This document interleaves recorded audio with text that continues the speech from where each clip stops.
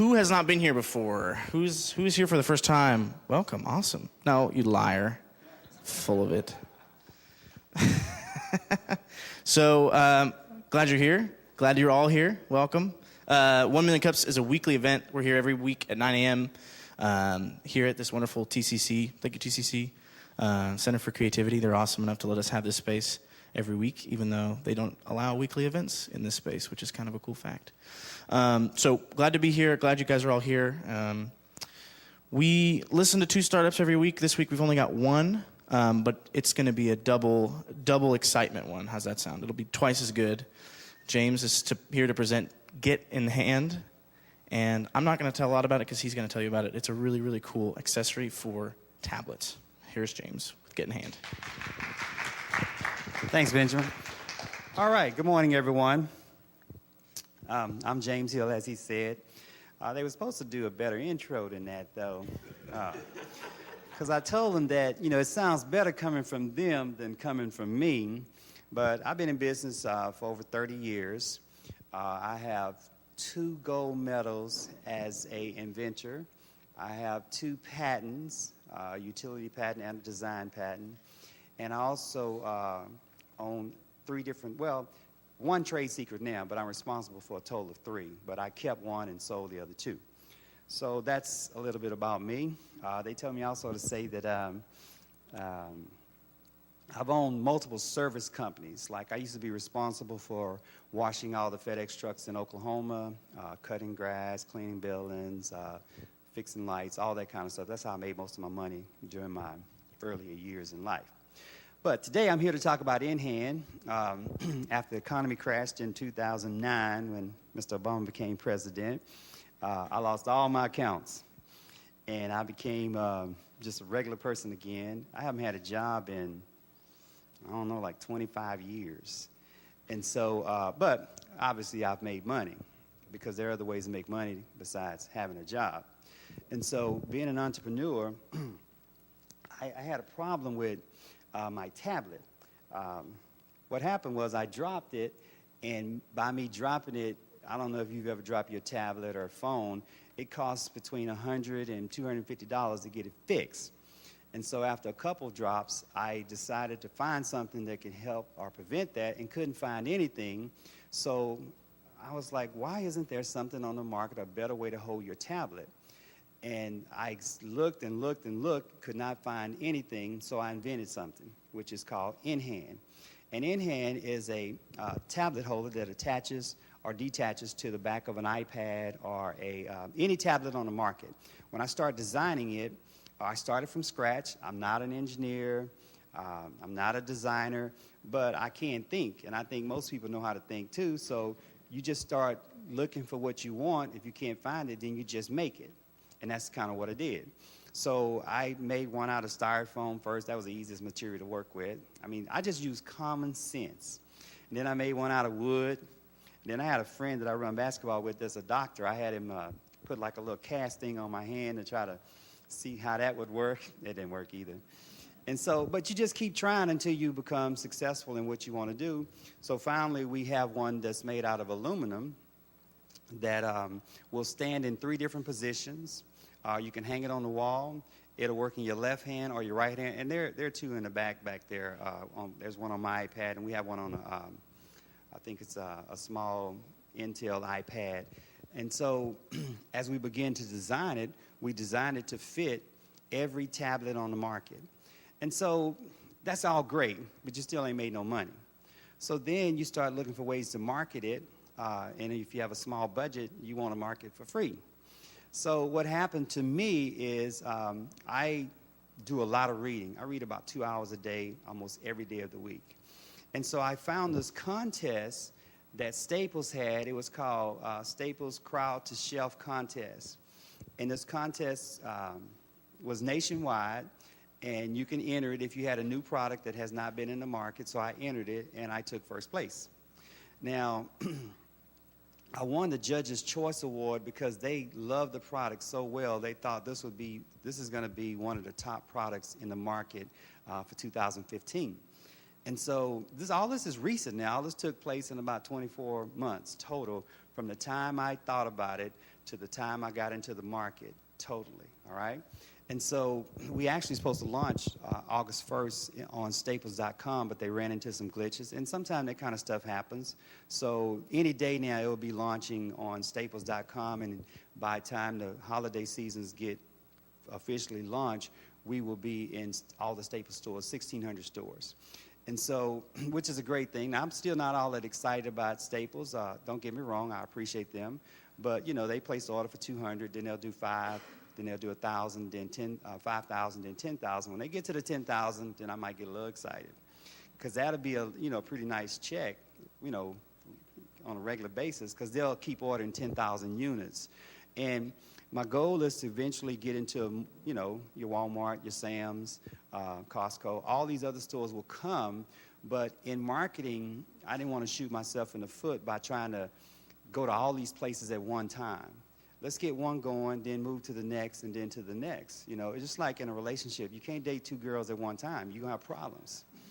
You know, or, you know, if you try to date 2 guys at one time and you're a girl, you're going to have problems because it's going to run into a conflict.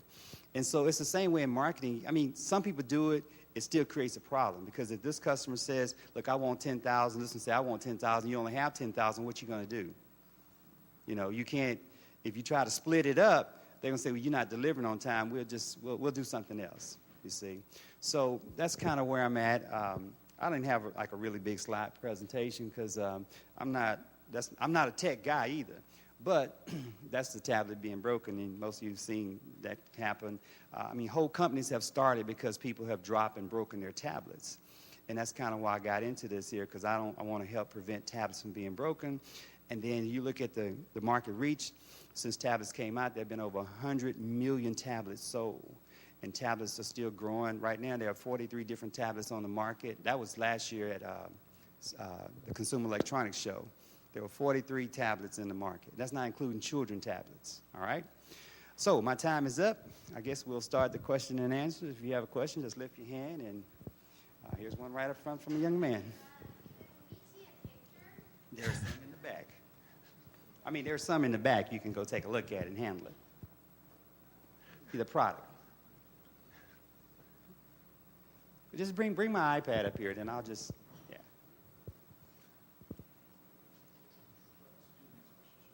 All right, any more questions? Thank you. Question in the back. So here's the actual product, and see, this is my tablet, and the way it's designed is, you know, once again, you can hold it in your right hand, or you can put it in your left hand, and then it also stands. Yes, another question here. Right, so you had launched a Kickstarter project a little bit ago, and I think it was unsuccessful. What are the lessons that you learned from that Kickstarter project, and what are the things that you've done since then to potentially, are you going to look at, gathering money that way again, or what route are you going to take? Glad you brought that up, Jeff. I forgot about that.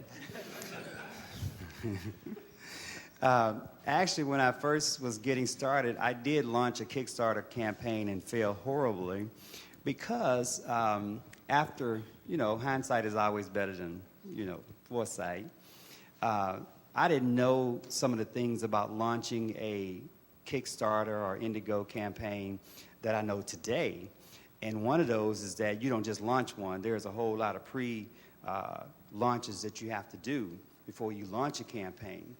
And so when I launched mine, I was just as dumb as, a sack of rocks.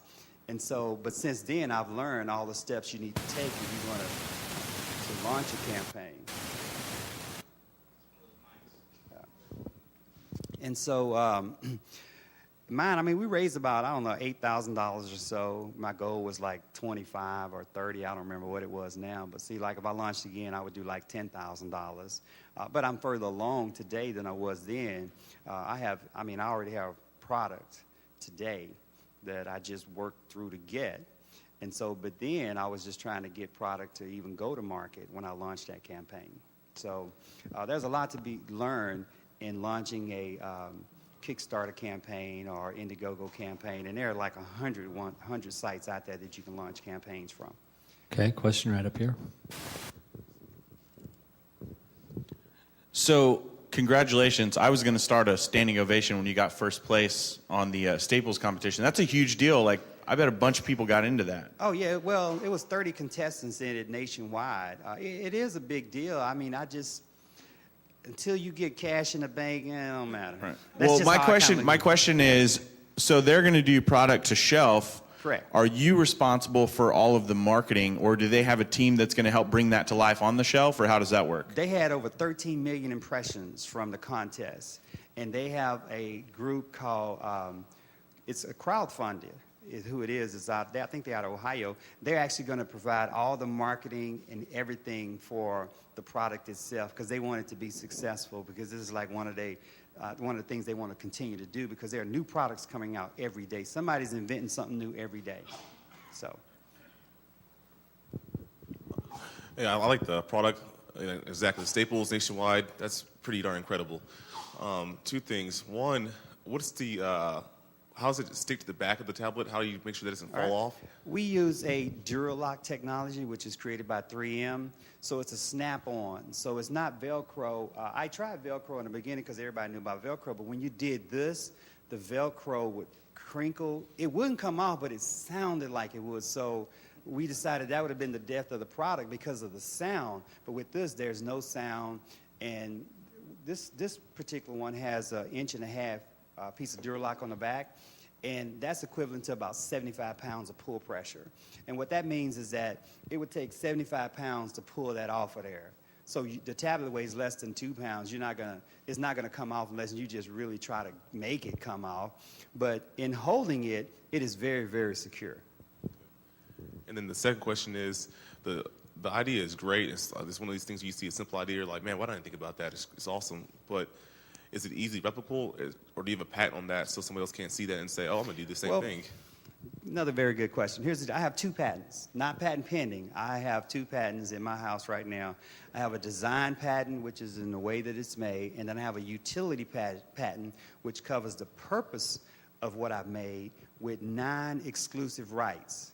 So there are 9 things that this is doing that you cannot do without infringing upon me, and I will go get you. So when you're talking about this Duralock, is Yes. that something? Is it permanently on there, or is it removable? It's removable. Okay. Yeah, Can it's you removable. So it has an adhesive back to it, but if you decide you want to take it off, you just peel it off. But you have to peel it off with like a pair of pliers. So you can't take it off for one event, put it back on. No, take but it you off. wouldn't need to, because the impression is very, very. The impression is very, very light. Oh. It's not a big impression. You not have a big. I mean, it's basically just covering that Apple logo on the back. So. Okay, that's. There's a question here. I saw the package that went around. Is that your final packaging, and what have you done to do that, or what are you doing next? There's no writing on it, so I'm curious what's Right. going on Yeah. there. We have the box or the writing, everything on it. They just haven't been printed because we have to print a minimum of 5,000 at a time. Well, we can print less, but the cost is so much higher. So we just about there. Hey, good morning. Thanks for coming. I'm with the Oklahoma Inventors Congress, and we're a nonprofit that helps out inventors and people navigating the patent process. Yes, sir. What comes up a lot is questions about prototyping, and you started talking about prototyping. A lot of people are confused about where to go or how to go through the process of prototyping. Can you talk a little bit more about your process and Sure. how'd you figure out that just the right product Sure. through that process? Sure. Thank you. Very good question. And that is a big question. There are prototype companies that do prototyping throughout Oklahoma. I use one out of Tulsa. I can't think of their name now, but let me back up a little bit. Once I got to where I had something that I liked, then I went to I was going to have it made out of plastic, all right? Because plastic is very inexpensive, it's recyclable, yada, yada, yada. However, a plastic injection mold is very expensive. Well, I'll tell you the price of it. It's about $22,000 to get, and that means you don't have no product yet. All you have is the mold, okay? And so when you go to an area, I'm probably going to use Oklahoma Plastics. They're in Sapulpa. But there's Glasgow Plastics in Broken Arrow, which is another fine. Both of these are fine companies. I could use either one of them, may use both of them eventually, because we will go to plastic down the road, because it's just much cheaper. Now, when you go talk to them, and they'll be happy to talk to you because they want your business. So they'll say, well, you need drawings. Like, drawings? Yeah, here's my drawing. No. You need some engineering drawings, all right? So there's a local guy. He's in Broken Arrow. His name is Steve Swisher, and I have all these contact information. Steve Swisher is a product developer, design engineer. So he'll actually take what you have and make it real so the plastic company or aluminum company can take a look at it and say, okay, I got your drawings, and they'll make it to the specs, all right? And so then, once you get that, then you can approach a prototype company and say, you can email them the drawings, and then they will tell you, like in my case, if I wanted to have 2 of them made, it cost like $400 just to have 2 prototypes made. Those are exact costs. Which, that's a lot of money, but you do have a workable product now in your hand, all right? So then once you get the prototype and you like it, because you may say, well, I need to change this. Matter of fact, I'm going to make a change. And so every time you make a change, it costs. So know what you want so you don't have to make a change, all right? And so once you get the prototype and it's exactly what you want, that's when you go to the plastic company, or if you can make your product out of another material, you go to that company. Like, we started with aluminum because aluminum mold or the die cast was like $3,000 versus $22,000, and we can get products spit out for almost the same cost once that mold was made, and they usually give you a bunch of samples just to make sure you like what you like, okay? So once we got that done, that's how we decided to go with aluminum versus plastic to start, because the mold was a fraction of the cost, all right? And so all you have to do is Google prototyping in your area, like prototyping in Tulsa. Something's going to come up. Companies that do prototyping for you. Matter of fact, there's one right here on 6th Street. They'll start giving you information. You just contact them, and they'll tell you what you need. Okay, All I right. got a question back here. Great job, James. Oh, thank you. One question I have is, after your product launches and it's successful, as we know it will be, what is your next venture? You said you're an entrepreneur. You have lots and lots of ideas. How do you plan to use this platform to go into your next project? Well, Jamie, I have multiple products that I want to invent, but it takes money. You know, and you don't want to keep going getting investors because, you know, every time you do that, they want a piece of the pie. And nothing wrong with giving away a piece of the pie, but if you can start funding some of your own things, like right now I have about 4 different inventions that I could take to market today if I had the money, all right?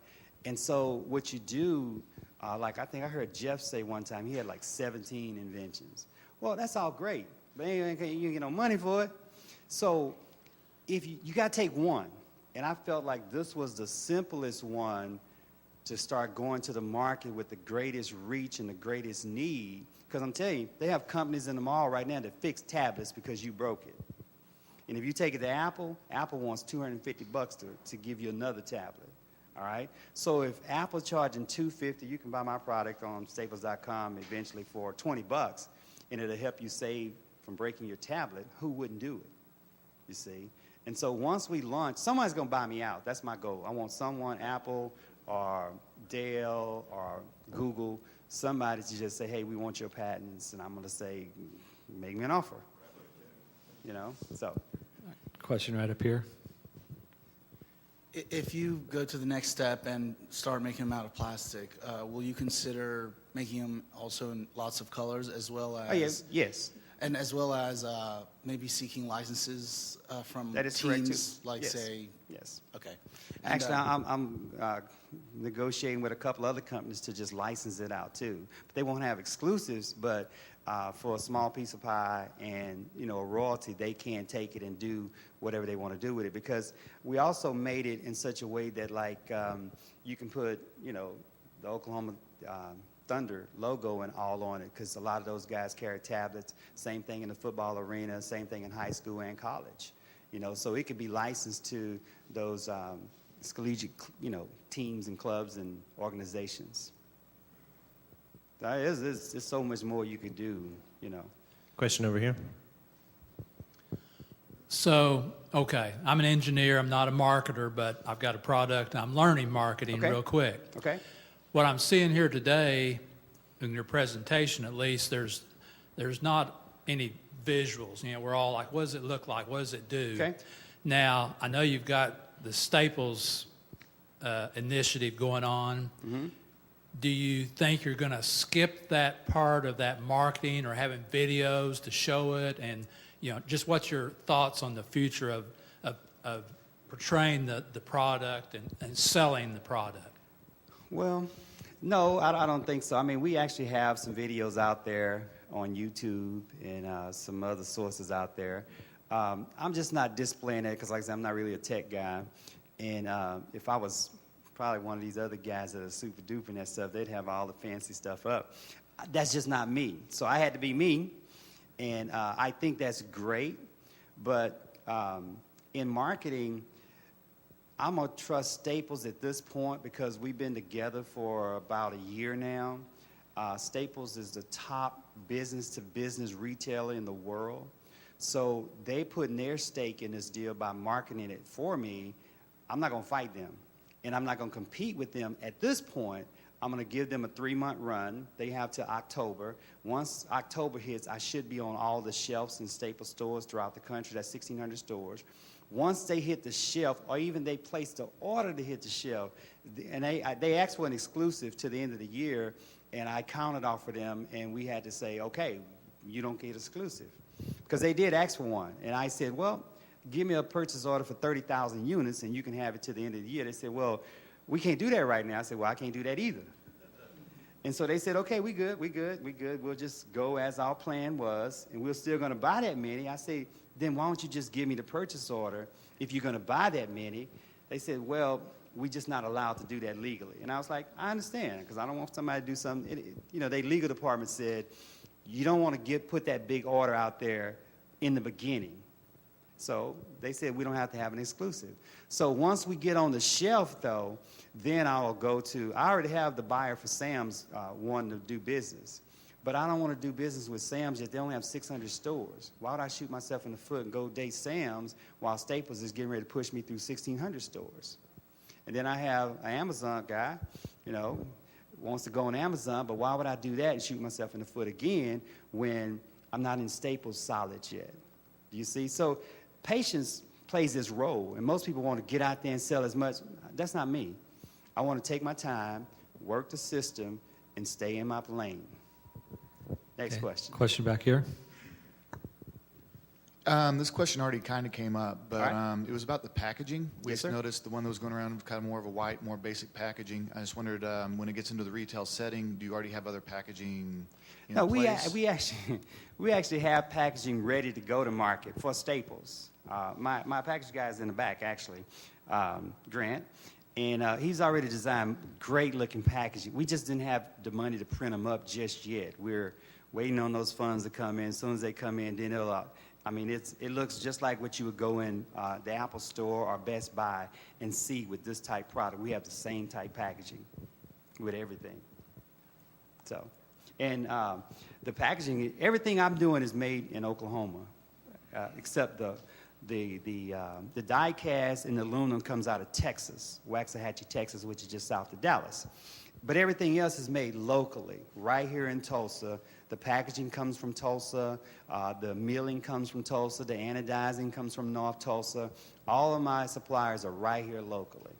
And trust me, Staples said, well, would you like to go to China? I was like, not really. And I said, I can actually get done what you can get done in China for about the same cost. And they said, well, we'll take a look at it. And they came back and said, well, you're right. Because, see, now the Chinese say, look, we want Mercedes, we want BMWs. We're not living just to eat no rice.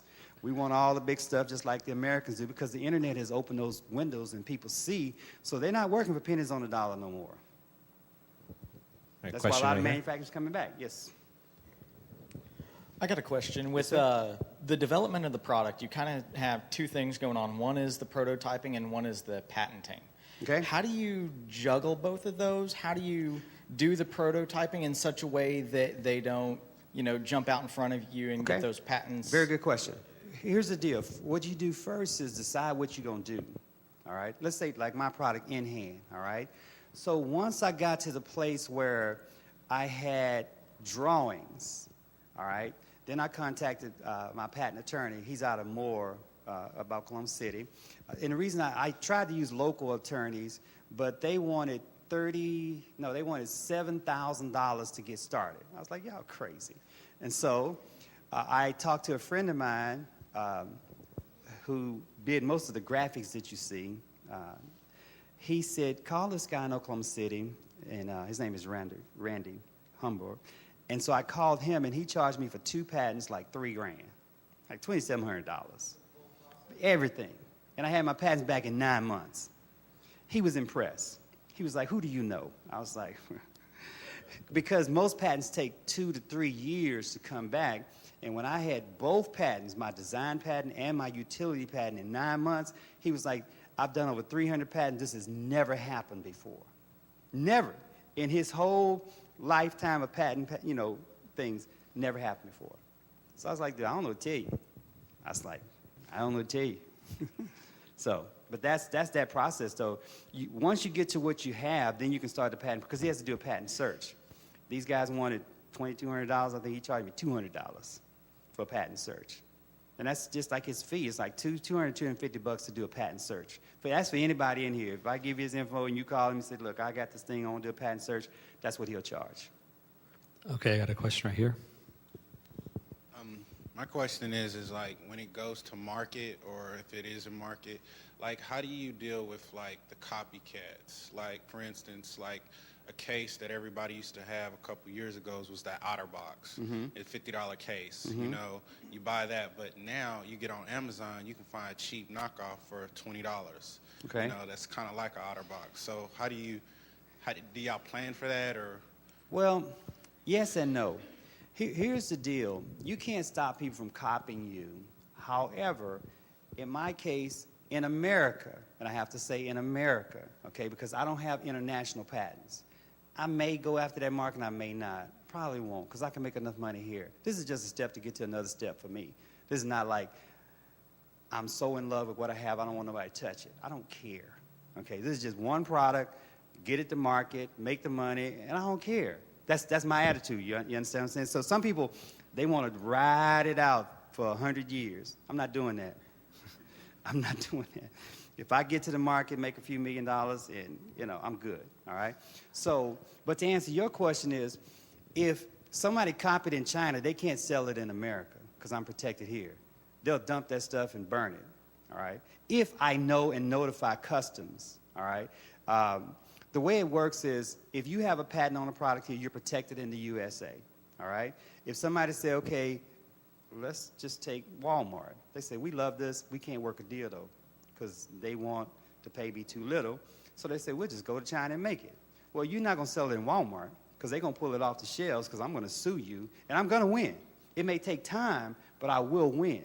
And now, today, they don't even do it because of the social media outlash. They won't even do a deal like that. They're not going to come take it. They're going to negotiate a deal with you, and they're going to work it out. They're going to make it happen. Because if you get a social media ugly picture going on, it's bad for business. Next question. Everybody good? Yes, ma'am. Now let's get you a mic. We have to get it on. I work with a lot of disabled folks. Do you have plans to adapt that for folks who maybe don't have the dexterity to hold it in their hand? To maybe adapt it to a wheelchair or something? I don't have plans, but I've already seen some tablet holders out there for people. I mean, it was crazy, but because I've seen some people in the mall like go in a wheelchair, and they had a tablet on it, but it had some big elaborate contraption on there. Here's the deal. You could take this right here, and you can attach it to anything you want to. With this Duralock on there, you can get another piece of Duralock, and I can actually put it right here. You can put it on a refrigerator. You can put it on a cabinet. You can put it on your kid's wall. It'll stick, and it won't come off unless you pull it off. So just this alone and the way it's designed, you can attach it to the back of a headrest of a car if you want to.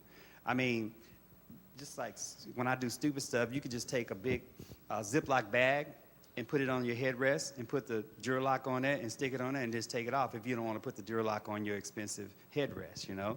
So, you know, if you're just trying to show your kids a movie when you're going down the road to keep them quiet. All right? Well, the one thing you can do is, now, we were supposed to launch on Staples August 1st, but they sent me an email on like the 29th and saying we ran into some glitches, which is understandable. But they said it'll be up very soon. So once it go up, if you like, you can go and buy one. And that would help me out a lot. Like I said, they ordered 200, but I figured those 200 would be sold the first week based on my Facebook page, my Twitter page. Those will sell out real fast because I sent that out. And but if you like to help me and you like to buy one, you could do that. It will retail. I think they're going to retail it for $19.95. You know, just under $20.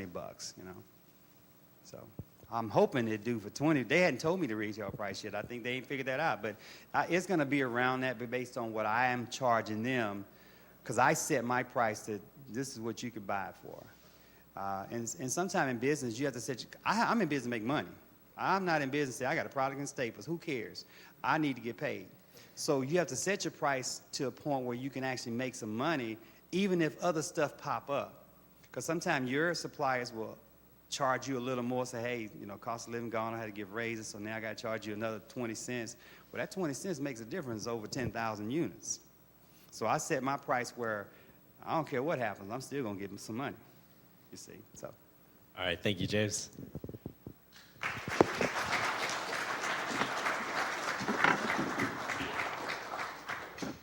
All right, we do have some announcements. If you are not on our newsletter, please send us an email at tulsa@1millioncups.com, and we will add you to the newsletter. You can also go to the website and get added. We are looking for presenters, so if you know someone who you think would be a great fit for us, or you just have a great idea, just shoot us an email or talk to us here today, and we'll get in contact with them and see if they'd be interested in presenting. If you have presented at Tulsa like James did today, you could become a passport presenter to present to any of the other cities that also have a 1 million cups. So we have 72 other cities currently, within Little Rock and Texas and all over the nation. And as of today, 1 million cups has just started in Oklahoma City. So if you are a presenter or know someone in Oklahoma City, please go to 1millioncups.com/OKC and get in contact with them. If you're a passport presenter and you're interested in presenting, you can talk to us or talk to the Oklahoma City team. And if you are interested in office space, the Forge does still have office space available. You can contact Jessica Flint at tulsachamber.com. It is a startup incubator with very low rent office space. And Get Started Tulsa will be taking place August 19th. This is a competition where you can learn about pitching. I think the entries are now closed as of yesterday, but you can attend the event. It is free. Try muting that and see what happens. Mute that microphone. Use this one. OK Coders is starting their fall session soon. Get in contact with them. It's a great place if you have a startup to find someone who could be a coder for you or to learn coding skills. And the Oklahoma Technology Showcase is taking place 3 weeks from today. 1 Million Cups will be moving for that one day only to the NSU campus in Broken Arrow. So we will not be meeting here, and we will also be starting at 8 o'clock in the morning. But for 1 Million Cup entrance, you can register for the rest of the event for $35. It's going to have 6 other speakers and a keynote from Google.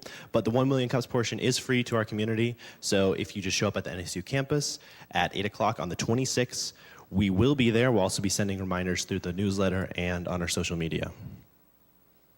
And the Tulsa Community College is seeking an assistant professor of entrepreneurship. So they did ask us to announce this to this community. If you're interested in teaching, please get in contact with them and apply online, or you can get in contact with us and we can make a personal connection for you. And the 1 in 1 million competition is still ongoing. Applications close in 2 days on August 7th. This is a competition that if you have presented at 1 Million Cups as of 3 days ago, So, James, if you're interested, if you have a business that is a startup that can scale, you can enter to win this competition that comes with $10,000 cash prize. But the real value is from the coaching from the Kaufman Foundation.